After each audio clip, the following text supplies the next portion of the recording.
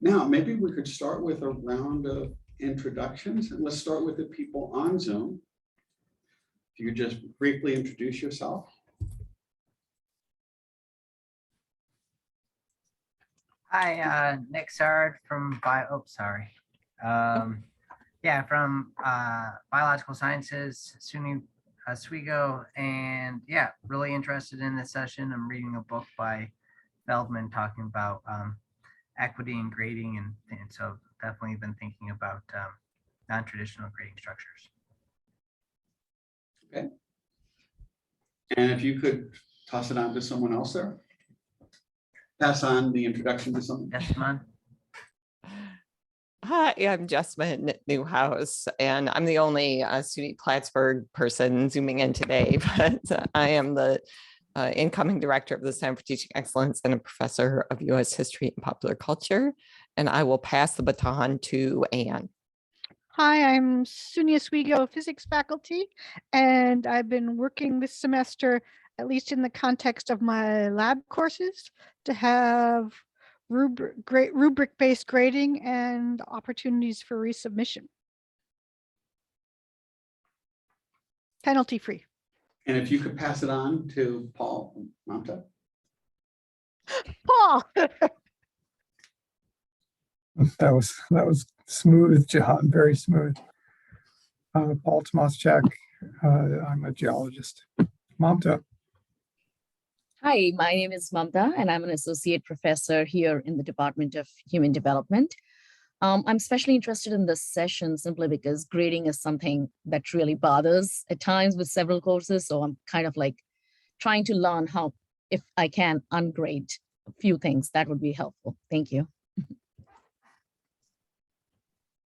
And I'll start here. I'm John Kane from SUNY Oswego and the Department of Economics and the director of the Teaching Center here. And I will pass it on.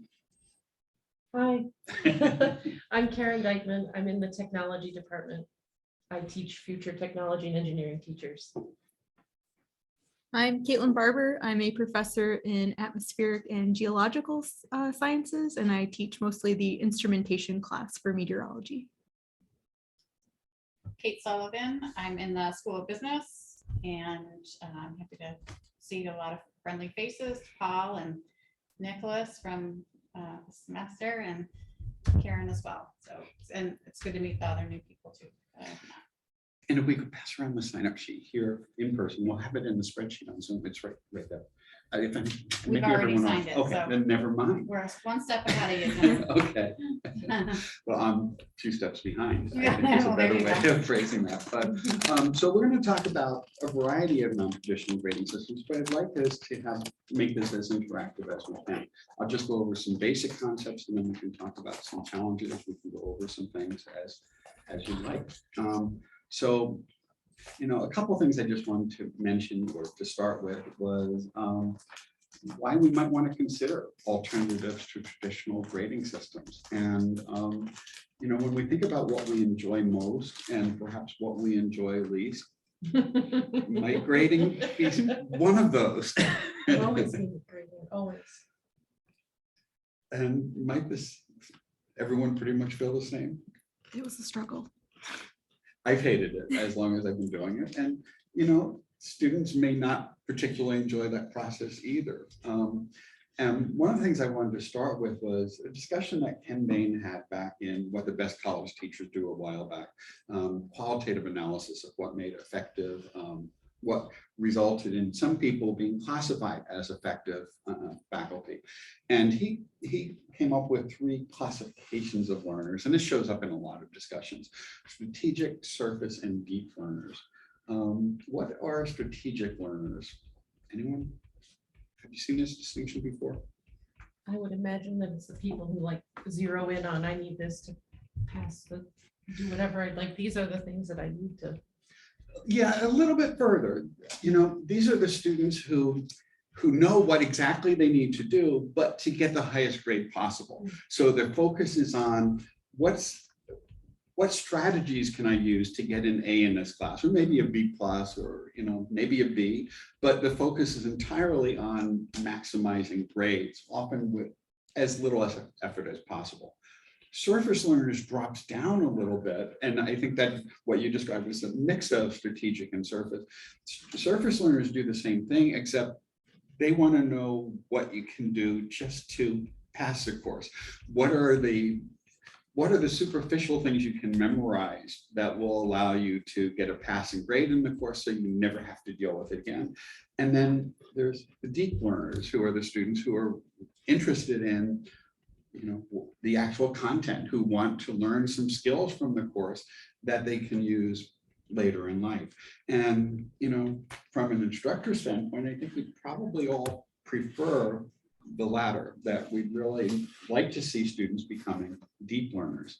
And one thing we can talk a little bit about is how grades affect student interest and motivation. There's a lot of research in psychology about the distinction between intrinsic and extrinsic motivation. Some of the early studies suggested really that intrinsic motivation is dramatically more important and we should move to that in classes. On the other hand, later research done by some of the same people suggests that extrinsic motivation can be useful too.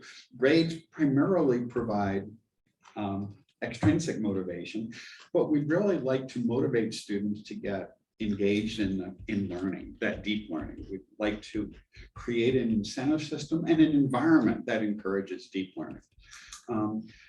But when we think about our students and our interaction with students, when we grade their work and we give them work back, is the focus of our assessments really on encouraging learning, or perhaps on students maximizing grades? In other words, are students focusing on how they can get the highest grade, or are they focusing on trying to get the most learning as possible out of the course? And with traditional grading systems, particularly when we use high stakes exams, perhaps more of the focus might be on grades and less on learning.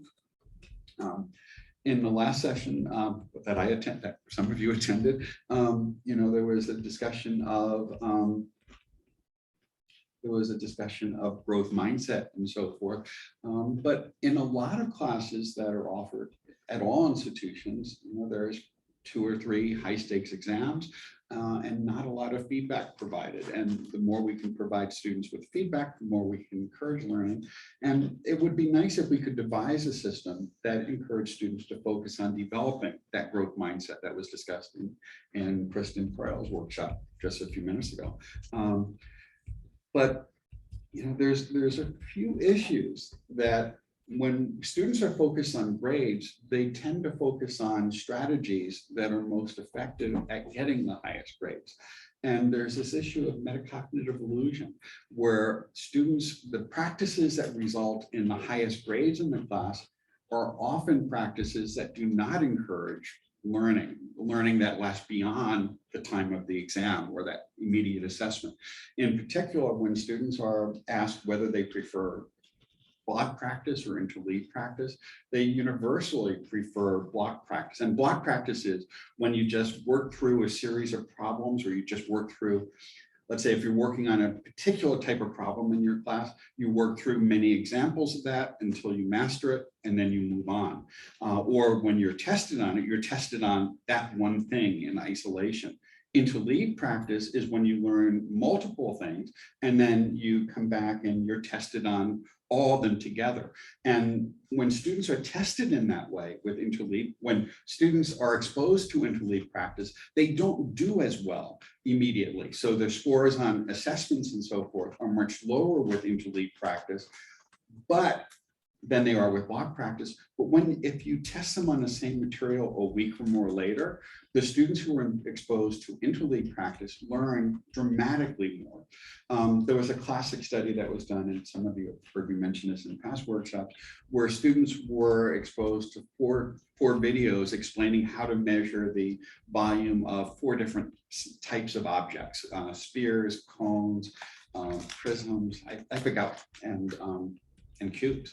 And in one case, they watched a video on it, they answered 10 questions about that, and then they went on to the next object, they worked through 10 questions on that. And then in the other case, they watched all 4 videos, and then they answered 40 questions that were all interspersed, they were interleaved. And the scores were significantly lower immediately with interleave practice. But when they were tested a week later, the students who were exposed to the interleave practice ended up scoring dramatically higher, while the scores of the students who had had the block practice was not significantly different than random guessing would have been. So the students who had block practice ended up forgetting virtually everything within a week, while the students who had interleave practice in that particular study not only remembered more than the students with block practice, they ended up doing better a week later than they did initially. And some of it is because that challenge associated with trying to identify which model applies forces you to process things more deeply. And when you do that, you're more likely to recall them longer, which is that type of deep learning we'd really like to encourage. You know, on another issue, when students are often told by elementary and secondary school teachers, middle school teachers, that the best way to learn something is by reading it over and over again. And all the research suggests that a second reading of something provides a slight gain in the amount of information you recall. A third one provides no significant gain in at least all the studies that I've seen. So repeated rereading is not really very helpful. What really works the most is repeated practice, that if or retrieval practice. That there are many studies on there, and I think everyone here probably have seen some of those. So, and the other thing is in terms of space practice, that students tend to cram. And the reason they tend to cram is that if they spend a long block of time right before an exam, they'll do better on the exam. But again, they'll remember virtually nothing later. So if we build an incentive system in which the students are focused on getting the highest grades, it encourages practices that do not result in deep learning, and it encourages them to develop habits which don't encourage that.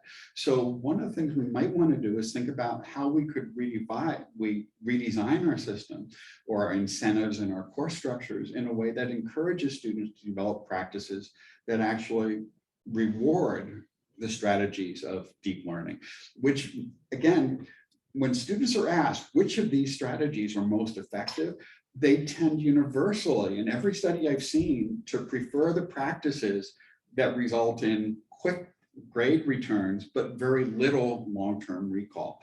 And we've got to get students past that. Some of it could be through information, explaining to them these things, and they won't tend to believe it, and there's lots of studies of this, but if we can get them to learn that these strategies are really more helpful, they'll be more productive, not just in college, but throughout their lives, because these are strategies that will help them adapt to and learn new things in the future as well. So we've got some barriers there because our grading system and so forth often encourages people to focus on things that is not really very helpful in the long term. And one of the things that comes from all of this, and there's so much research on this, that providing students feedback is essential. That if students do not get feedback, they're not going to learn things in the long term. There's some mix in the literature in terms of the timing of the feedback. Some studies find that immediate feedback is good. Some other studies find that a slight delay for some types of learning is actually helpful. That immediate feedback isn't always as helpful as a delay, but that delay could be an hour, it could be a day or two. If it's a long delay, it's probably not very helpful. And again, there's the results of the optimal timing for that is very mixed and depends partly on the level of the students and the discipline. But in any case, immediate feedback is better than no feedback. Delayed feedback is better than no feedback. And so, much of the focus on shifting to alternative grading is tied to the fact that we have these little barriers. And one thing that comes up in a lot of studies, or a lot of people who present on this, is that grading is a relatively recent phenomenon in the history of learning. That most colleges did not adopt a grading school until the 1800s. The 100-point grading scale, that's pretty much the standard everywhere, was first used in math and philosophy courses at Harvard in 1837, and Yale introduced a 4.0 scale that we're so used to in 1813, a little bit earlier. But we've pretty much stuck to that ever since then. Before then, students passed or they didn't pass, but there was not a formal grading system of this type. And I see there's some chat, and I don't have a second screen here. Yeah, and in general, people do not, okay, and there's a good bibliography from Jessman. Okay, and so we're going to start with some really simple alternatives, many of which I think people are already doing, knowing some of the people attending. A simple way of revising a grading strategy to encourage better practices is just using some type of a mastery learning system, giving students lots of chances to try things, make mistakes, learn from mistakes, and then you only keep the highest score. Basically, it's, you know, you let students work on things until they master it and move on. Now, it's good to do that in a way that involves some interleaving, and you can do that simply by having several modules of your course blocked together. One of the things I've done in my large intro class is I have a number of weekly quizzes, but then a number of quizzes throughout the week, short assessments which are blocked. Some mix of blocked and interleave practice can be helpful. Giving students some block practice to master some basic concepts is good. But then you can have a weekly module in your course, say, where they do some interleave practice, which is, to some extent, it can be automated. You know, if you deal with a bank of questions or algorithmic questions, if you're working in STEM fields where that's feasible. But then what I also do is I have interleave practice and space practice, where I have every week, there's a random mix of drawings from questions from earlier in the course. So as they move through the course, they're working a bit more on the new stuff, but they're also getting some things from a week or 2 weeks or 5 or 10 or 12 weeks mixed in with that. And I tend to try to make those conceptual questions that do force them to think about these things that are a bit challenging. And so having them work through things until they master it is a good starting point. It's not very different than traditional grading schemes, other than the fact that it just involves students doing things over and over again until they master it. And it's a good way of encouraging a growth mindset. Students won't always enjoy the process, especially if they struggle with these things initially, and they may complain about all the work involved, but they do end up learning things quite a bit more deeply by this. And one way of doing this is by using an adaptive learning platform, such as those through Carnegie Mellon, CogBooks, or the personalized learning systems provided by Lumen Waymaker, which we do have access to, free resources at SUNY.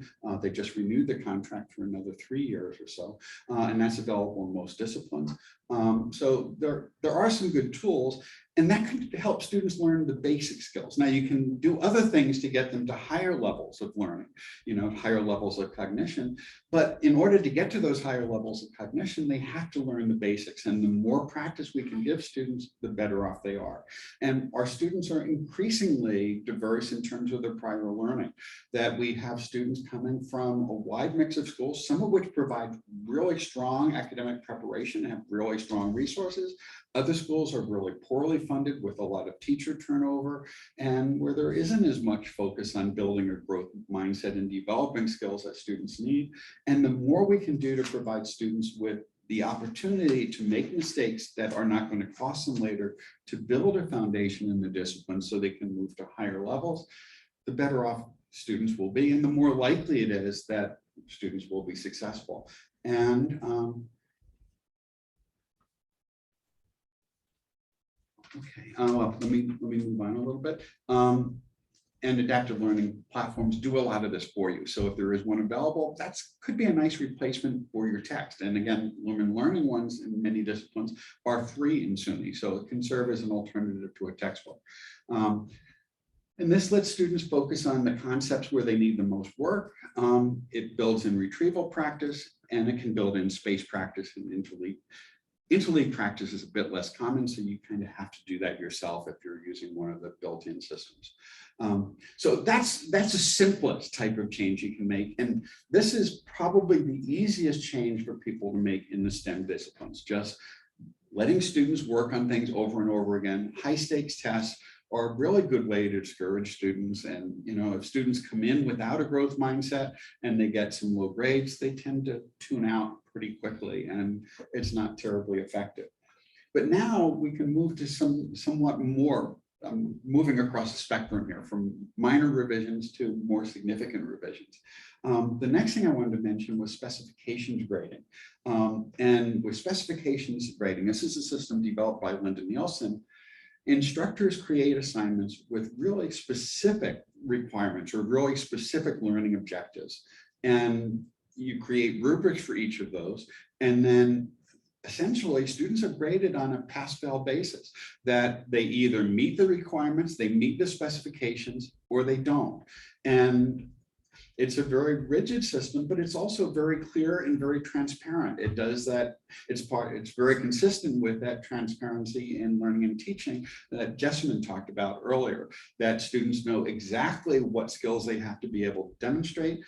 Now, there's many ways of doing this. It could be combined with repeated attempts and so forth. Linda Nielsen actually suggests that one way of doing this is to allow students to do some of these things over again.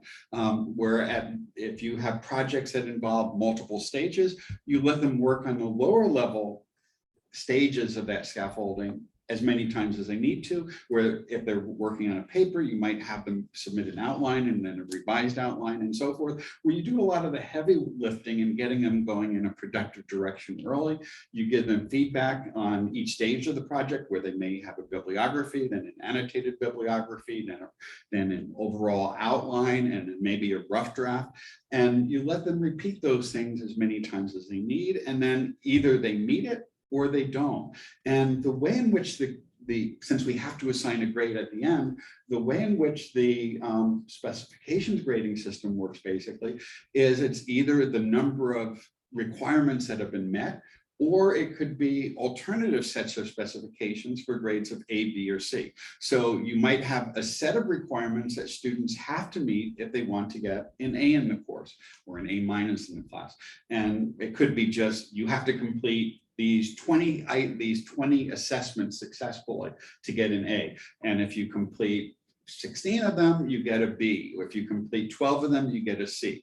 That's one way of doing it. Or it could be, again, you might have, if you want to get a B level grade, you have to do this. But if you want to get an A, you have to do this at a somewhat higher level. You have to, if you're writing a paper, you have to do something a little bit more elaborate. You might have to create a video instead of just writing up a report, or you might have to do something a little bit further to get a higher grade, but you have very clear, transparent learning objectives and goals that students can see from the very beginning. And basically, the one advantage of specifications grading is it can take, unless you allow lots of repetition, it can take some of the pressure off, because you don't have to agonize over whether a given project is a 92 or an 89 or an 87 or an 85.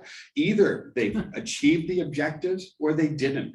And it's as simple as that. So you either give it back to them and say, you're not there yet, or tell them they've met the requirement. And one of the things that Linda Nielsen suggested is that, students get these get out of jail free cards or that type of thing, where, if they don't meet something, they can repeat some things, but not everything. If you're dealing with larger scale courses, you can't let students repeat everything over and over again without putting a huge burden on yourself. But you can give them a certain number of passes where they can get to do something over again. And you have to be careful to design it in a way that does still provide the opportunities for students to make mistakes and learn from it. But we want to do it in a way that's manageable for our own workload. And the more we can scaffold the work, and another thing we can do is we can leverage peer feedback a bit in this, that at lower levels of the project, we could have students give feedback to each other. There's some really good tools out there, and I haven't examined the ones in Brightspace yet, but they've got to be better than the ones in Blackboard. They have to be. I'll know soon. And Jessamine noted that you can do different combinations of these. It's not either you do one or another. For example, with specifications grade, you could have a project in your class where at each stage it's a pass-fail, and they complete the project and they get a certain number of points for completing it, as long as they meet this at each level. And you could use traditional tests for other things. It's not you can mix and blend these things in whatever way works. And, if you're not comfortable with trying some new grading systems, you might want to gradually introduce some things and just see how it goes. Specifications grading can be really rigid. And I know people who've tried it and backed away from it only because it was really, either put a lot of work on them where they were continually giving feedbacks to students and grading the same things over and over again, often without quite as much change as they'd like, or there was just too much student resistance to this pass-fail thing. But it's worth trying. Now, if you want to move a little further away from traditional grading, you can move to something like contract grading or labor-based grading. And contract grading, and I said I was going to do more interaction. If anyone wants to jump in, just say something, and I haven't done it. Sorry about that. Students and with contract grading, students and instructors agree to a contract where each grade is tied to a specific set of criteria, which might include things like the number of allowed absences and Josh Eiler actually does a combination of contract grading with ungrading, which we'll be moving to next, where in order to get a grade above a C, you cannot miss more than a certain number of classes. You have to turn in a certain number of writing samples. If you're below that, your grade can't ever go above a C or a C minus or something similar. So that's a rigid criteria that he imposes, but it's used to perhaps provide a little bit more structure for students. But in general, if you just want to go to a pure contract grading system, students negotiate a contract with individually where they say, these are the things I'm going to achieve. It could be individually, it could be as a class as a whole, where if you achieve these specific things, this will be your grade. If you successfully complete these requirements, this will be your grade. But with contract grading, there's very specific things, such as the number of allowed absences, the number of drafts, papers, assignments that are satisfactory, the number of reading responses to articles that you've submitted. And again, often this blends in very closely to contract grading with specifications grading, where it's essentially a pass-fail on each of these. They either meet the criteria or not. And then again, grades may be negotiable within some range if we want to move a little further to closer to ungrading. And an advantage of contract grading, again, is that students have some say over their destiny. They get to pick the mix of topics or the mix of ways of demonstrating the learning. And you might provide them with a framework where you say, these are ways of demonstrating mastery on this topic. These are other ways of demonstrating it. You get to pick which set, and you do this early in the term. And as long as you meet the contract here, this will be the outcome if you do it satisfactorily. Labor-based grading goes a little bit further, where you grade students based on the amount of work they do, not necessarily on the quality of the work. Advocates of labor-based grading focus on the equity aspects of it, that if students put a lot of work into this, then they should get a grade that reflects this. And it's based on the fact that students come in with very unequal backgrounds. So that, if a student came into your class knowing a lot of things and they just easily pass all your assessments, the issue is, should they receive the same grade as someone who's working 10 or 12 or 15 hours a week trying to improve their skills in the class? So a labor-based grading is actually based to some extent on the amount of work that students do. And contract grading can blend into that. And you get to choose what mix array of these things work best for you and for your class. With the contract, students at least know exactly what they need to do, although in general, they should always know that from your syllabus and so forth in the course. Ungrading is, yes. Before you go on to ungrading, I told you I was reading Feldman's Grading for Equity. Have you read that one yet? Not all of it, yes, but yes. But so anyways, when you're talking about the contract grading and the labor-based grading, that Feldman was making the argument that including participation in the grade, or could you go back to that other slide for me? There's something else in there, but basically he was making the argument that those things foster inequity in the classroom. And I was just wondering if you could comment on your thoughts on that. I mean, like, for instance, the number of absences allowed. You know, he was making the argument, and I'm so new at this game. I'm very much learning it, but I know that you and others actually, are much better read in the topic than myself. Sorry, go ahead. Grading absences is something I've never done. I know some people do it where if you miss more than a certain number of classes, you fail the course or you can't get a grade higher than a B or something similar. I haven't done that, and primarily it's because of equity issues that sometimes students have, especially now, but in any time, sometimes students had health issues, they had issues with their family, they may have had challenges with transportation, and those disproportionately do affect students from lower income households. So I generally haven't done that. Now, the amount of work required, though, I do take into account, you know, because if students can't make it to class, they can still submit papers and do other things. But grading participation is tricky. If it's just your physical presence, you know, students can be physically present and not really learning or actively engaged with the class. Students might watch a video of if you're doing lectures, they could watch a video and learn much more from it than someone who's sitting in the back of the room, you know, browsing Instagram, for example. So I've never used absences. The only exception is I do clicker quizzes, but I allow, my class meets twice a week, and I drop the 5 lowest grades, which takes into account, which gives students basically 2.5 weeks of missing scores without having any impact. So plus each grade is only a tiny percentage of their overall course grade. So, you know, they could miss 3 or 4 weeks without having any substantive impact on their grade typically.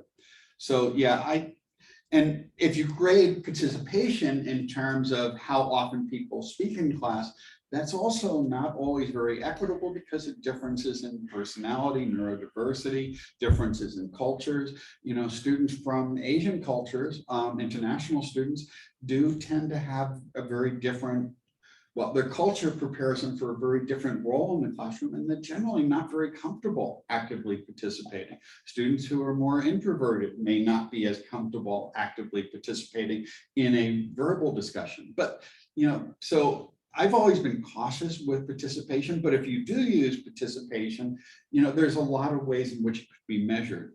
And you could have back channels where there's text options. Opening up Zoom has provided, you know, more opportunities for that, where students who may not be as comfortable speaking in class can still use other mechanisms to engage with their class.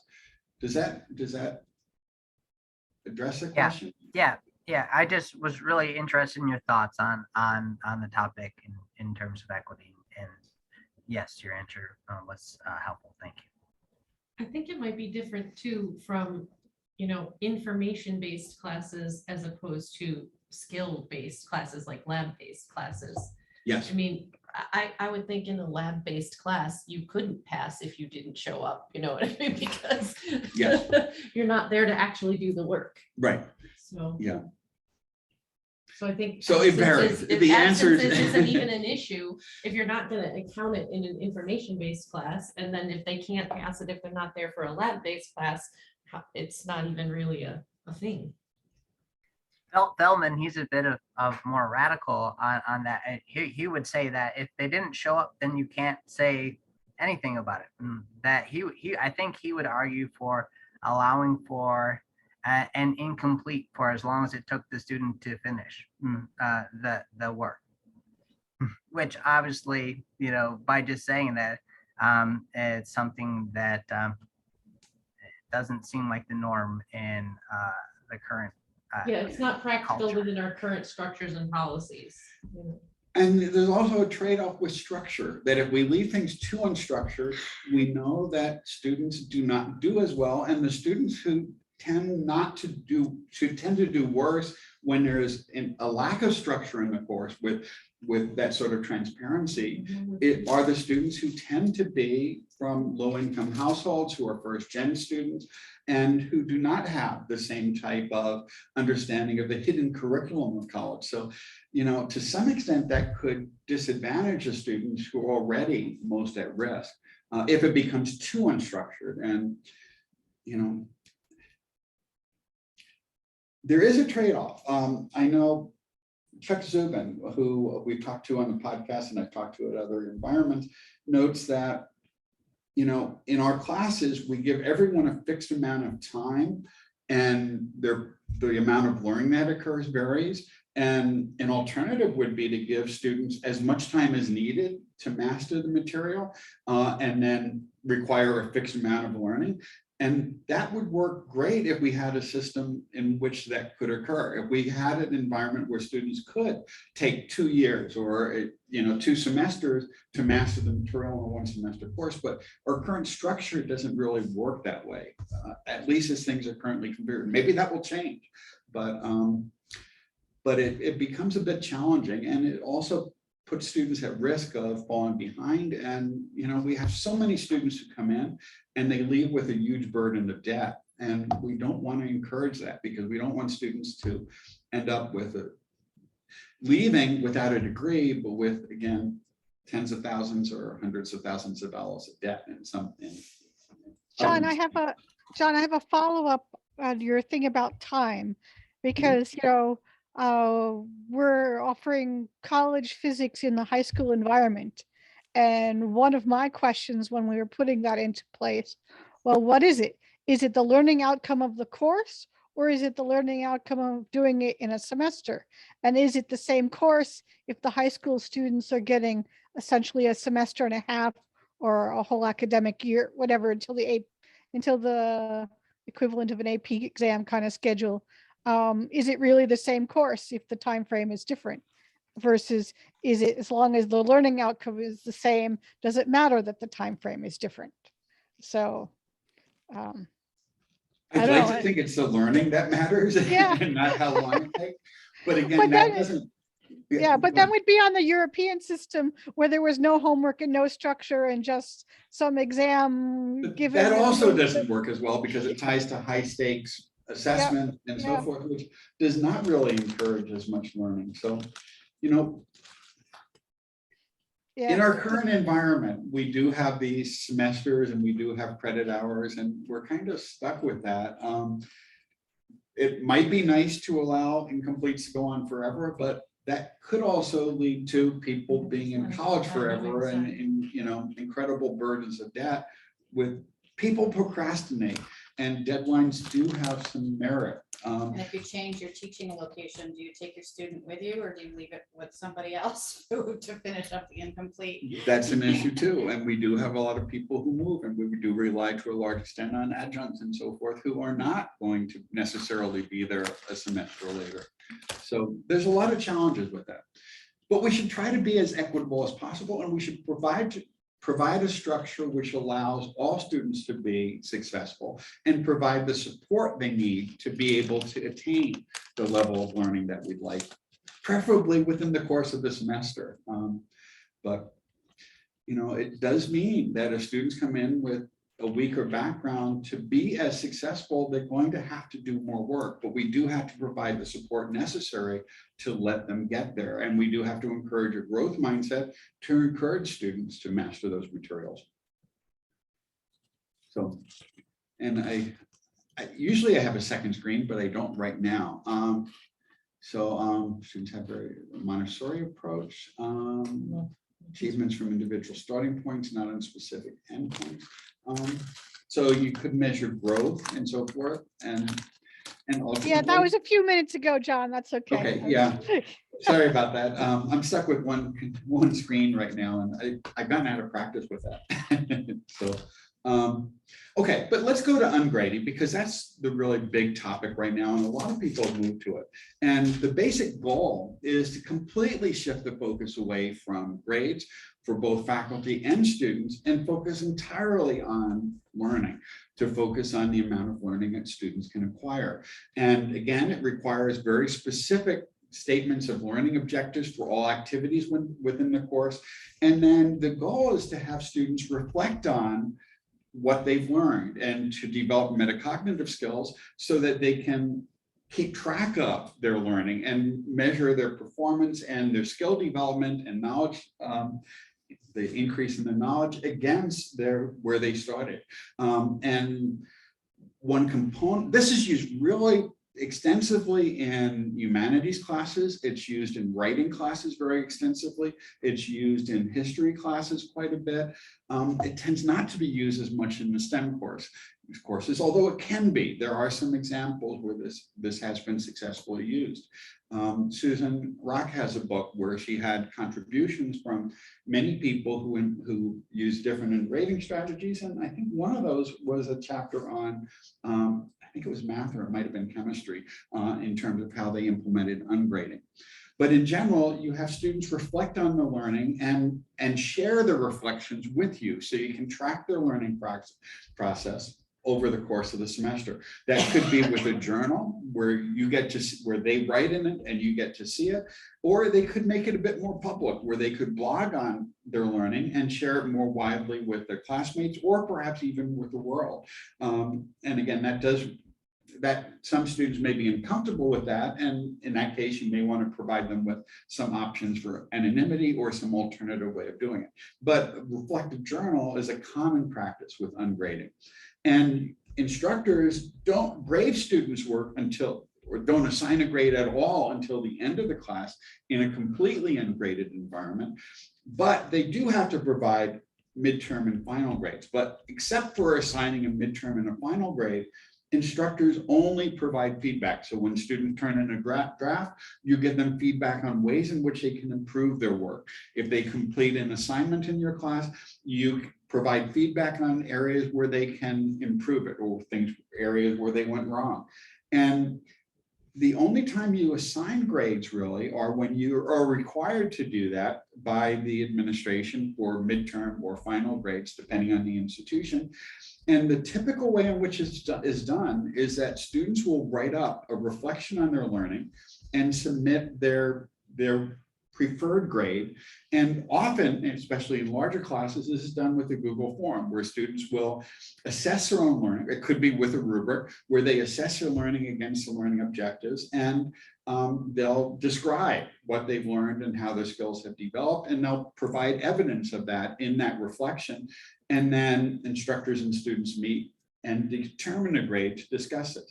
The main concerns that people have with using an ungraded approach, if they haven't done it, or even if they have, are the Dunning-Kruger effect on one side and stereotype threat on the other side. The Dunning-Kruger effect refers to those students, or the Dunning-Kruger effect is that students who have the least understanding or the lowest level of skills development often perceive their skills mastery at a higher level, while students who really deeply understand the subject will often rate their own understanding at a lower level because they recognize that we don't know everything in the discipline. So the Dunning-Kruger effect is when people with superficial understandings of something believe that they are experts, and that's a concern that many faculty have with this. The stereotype that threat, though, works in the other way, that students from groups that are underrepresented in the discipline, or where there's some type of cultural bias, may underestimate their own performance. And we tend to observe that with minoritized populations, and we tend to observe gender differences in this, in that males tend to rate their performance higher. And I haven't used ungrading myself, but I know a number of people who have, and on the podcast, we've interviewed a lot of people. And what they generally say is that the Dunning-Kruger effect, you will see a bit of the time where students will come in and they'll say they did a work, and then you just have to remind them, well, let's take a look at what you've actually done and let's compare it against a rubric.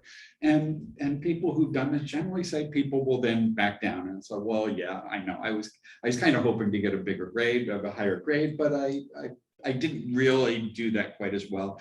And then generally they settle, or they accept a grade that's more consistent. But everyone I know who has used ungrading said that this is a fairly small proportion, maybe 5 to 10% or so of students. What is much more common is when students really have worked hard and have put in a lot of effort, but they underestimate the quality of the work. And then the instructors have to remind them that they really have learned quite a bit, which is a much better discussion to have. I was gonna say, they're probably not really unhappy to hear that. So. And yeah, no one ends up leaving all that unhappy with that type of discussion. No. But again, I John, haven't can I- tried it. oh, I just wanted to jump in, repeat something I said in the chat, but specific to Okay. ungrading, that I know some people who use ungrading are like full on converts and they're going full Monty with ungrading and say that's the only way. But I have had a lot of success with my student population with using a little bit of ungrading,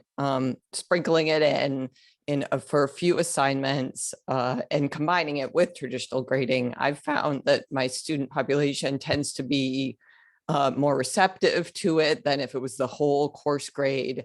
And I can kind of tailor it to ungraded assignments being more along the lines of growth and effort and then the actual content skills based knowledge that I need to assess. So I'm going to be, this is rare, but I'm here as a sort of moderate voice on ungrading because I really don't think it has to be all or nothing. I've seen it benefit of my student population, which is a lot like Oswego's, by just using it for some assignments. Could you That's have an like a interesting- hybrid too, like with some objective criteria throughout the semester, that if you did get into that discussion on the Dunning-Kruger effect or the.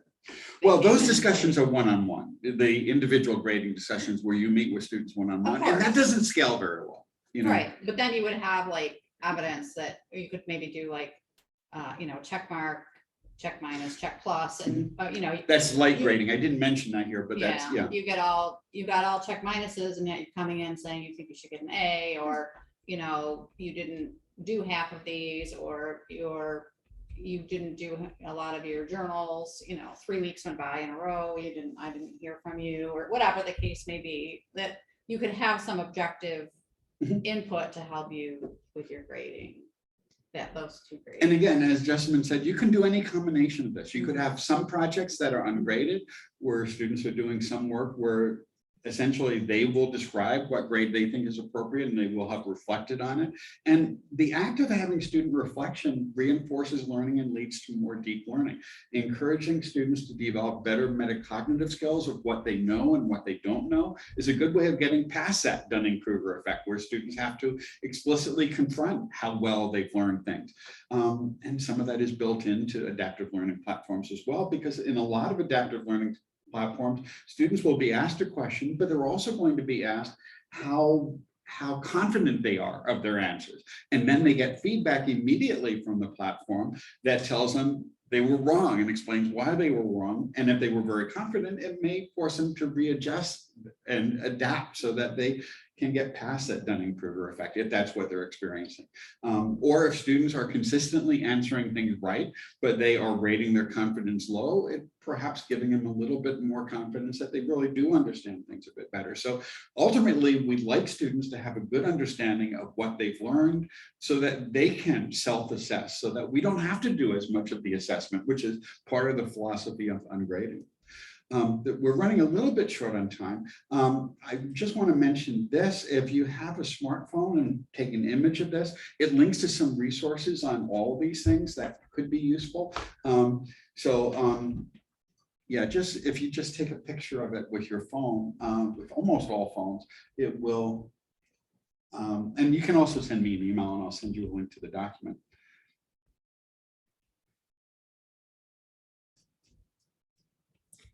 Remember, I had a class definitely in undergrad where it was check minus, check plus, and I can't remember. I don't think I liked that very much. Oh, really? Yeah, but I'm trying to remember what class it You must was. have gotten a lot of check minus. I think I did. That's all I can think. But with specifications, it's either check or Yeah, not check, which is yeah. even easier in that sense. Hmm.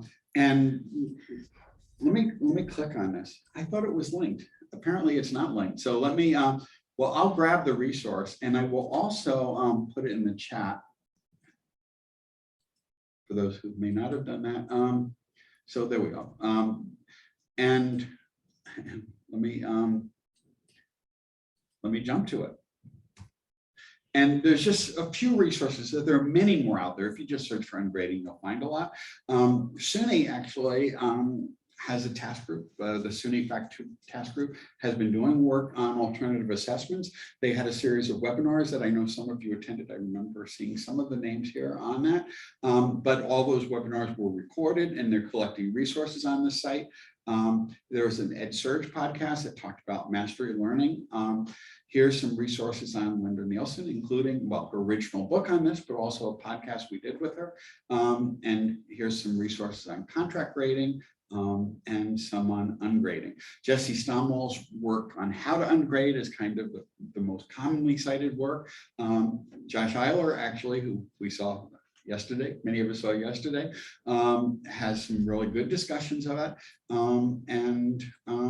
We also had on the podcast, Kristen Looney, who's from SUNY Oneonta, who wrote a book on on grading justice and so forth, some equity-based grading systems. And again, there are many books out there on that. So that's all I've got. Any questions or comments or discussions? John, I have one quick question. You've told me before, but I didn't quite get it. What's the two-part quiz format? Oh, a two-stage exam. Two-stage exam. And that's another really effective strategy where you give students an exam individually, and then you take a subset of, it could all be done. It's ideal if you could do it in one class period. It doesn't work too well if you have a short class period, but for maybe 2/3 or so of the class period, they take the exam individually. Then in the last third or maybe the last quarter, they either take a subset of the questions from that exam, maybe the whole exam as a group, or you give them equivalent problems on the same topic and they answer them as a group. And then their grade for the exam is a weighted average of their own individual scores and the group scores. And what you find when you do this, and I did this for a few years in my class back when I had exams, I moved mostly away from it because I had so many students out throughout the semester for different things, things like COVID. But it worked really, really well. And, you know, typically I would give students an exam and then we'd go over it the next class. Some students would be really happy because they did well and they didn't learn much from going over it. And some students would be really kind of discouraged because they didn't do as well. But with a two-stage exam, what happens is students take the exams and then they're giving feedback to each other. And the second stage of the exam results almost always in higher grades for each group than any of the students individually had, because they come together, it's all salient, it's relevant, they've just thought through it, they've already processed it, and they can explain it to each other, and you can leverage that peer feedback and small group discussions in a way that's so much more effective than going over that exam as a group. And you know, if you have a class where students are actually all attending in person and they're not off at, you know, they're not off in hospitals or COVID. I had only one class day this semester where all the students in one of my classes were present at once in person.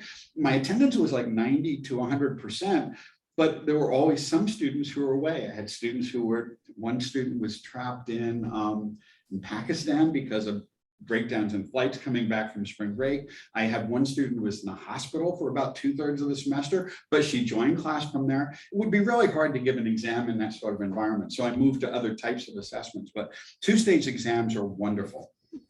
How do you determine the groups? The way I did it was I sorted students. I asked them in these particular classes, or upper level economics classes, and specifically they were statistically based classes. So I asked them how many math and economics classes they had. I used a Google form, sorted it from highest to lowest. And so, you know, each group would have one person who had, you know, 7 or 8 classes previous in the discipline. Each group would have at least one student or so who only had 3 or 4 classes in the discipline, and they were spread out evenly that way. So it spread out the backgrounds of students. You could do it randomly, but this tended to stratify the groups pretty effectively. I'll comment here too. Inspired by what John's done, I've done this in in my classes for a few years now. But I do it with quizzes, not exams. The quizzes, my classes are, 50 minutes or 120. And I like the quizzes because the quiz will take 20 minutes and then it takes another 20 minutes to do the group quiz. And I'll say I love them too. I think the students really like them. My classes, the biggest class I've ever taught is 60, but typically 20 or 40. And usually what I do to decide who the groups are, I don't tell them this, but I put a strong student in there, a medium student, and a student that needs help in the groups. And I try to keep the groups to 3 because of something that Kristen Royal once said about pairwise interactions. If you have 4 or more, the number of two-way interactions just gets too big. And if you really want everybody to interact with each other, it should be 2. That's the most ideal. But in this case, I do 3 usually. So the question is, how do you rank them for the first quiz? And so I have to do the legwork in terms of tracking. I look at their GPAs through whatever that is called, degree works. And then I rank, I put high, medium, and low. But then after that, in the class, I keep changing that. So I'll then factor in a quiz 1 grades, I'll factor in exam grades, and so on and so forth. Seems like, oh, go ahead. I find that interesting. One of our former colleagues here in the School of Ed, Barbara Gary, warned me to be very careful about groups, that some students get intimidated, that your third rank person would get intimidated and shut down. And maybe your top ranked person starts resenting that they're always being relied on to teach everybody else and do the work. She offered, maybe not in the context of group quizzes, but in terms of group work in the classroom, she offered a different strategy of putting similar people in groups together so that the stronger students might be able to work more independently, and you can float around the room addressing problems had by students who were struggling, and maybe even give different tasks to the different level. I'm afraid I have to cut this off because we have people waiting for the next session and we have to render the video. And I wish I allowed more time and I talked far too much. I'm sorry about that. But thank you all for joining. And if you do any ungrading or specifications grading, let me know and let me know how it goes, and maybe we can get you presenting next time. Thank you. Thanks, John. Thank you. Bye. Thanks, everyone. We have people heading out to the next 3 o'clock sessions too. So, and thank you. Well, ish.